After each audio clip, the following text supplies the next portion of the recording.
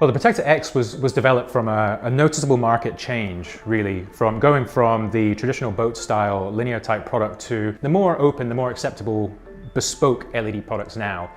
People don't want that same shape, that same function, so this was a real opportunity for us to make a real step change from what we have in the past.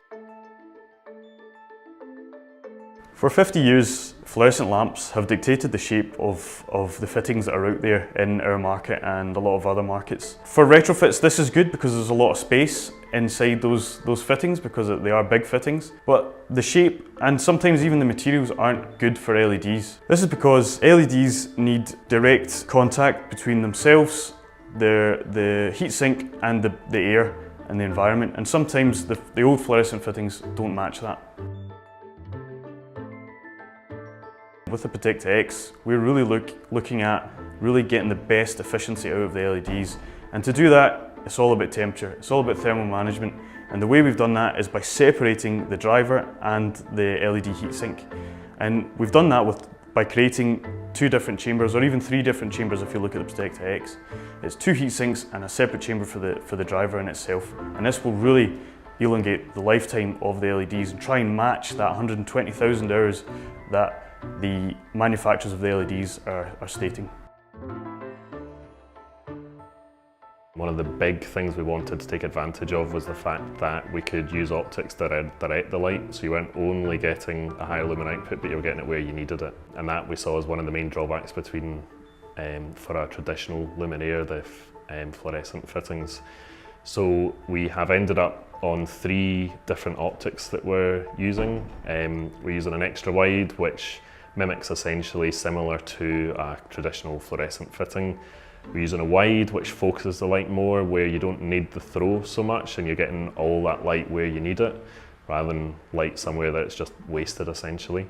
And then an asymmetric, which we can use in walkways or handrail mounted applications. A big part of this process, a big part of this product was really to understand what the customer needs and wants. As part of that, we had 2 VOC surveys, one for external, one for internal. The one main feature that we've taken out of it, and the one positive feature that we've really got from our customer base already is the removable battery stick. Our target, our plan is to really have that as a hot swappable component, which the feedback has been fantastic so far. It's not just with regards to having a product that is potentially swappable in these hazardous environments, but also a product that allows for ease of maintenance, ease of replacement. That is the heart of what we're focusing on. So the battery stick concept really came about from our experiences and projects specifically for offshore environments.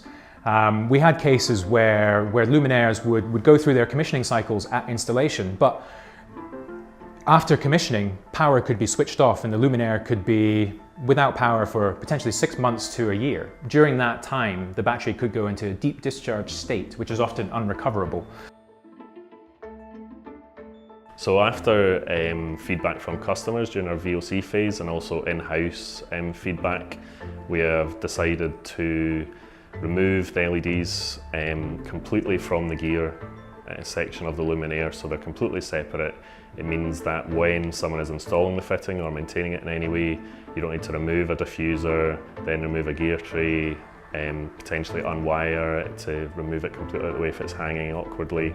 You can remove the front access panel, you've got direct access to the terminal block, so installation it's just one access panel, wire to the terminal block and close that access panel.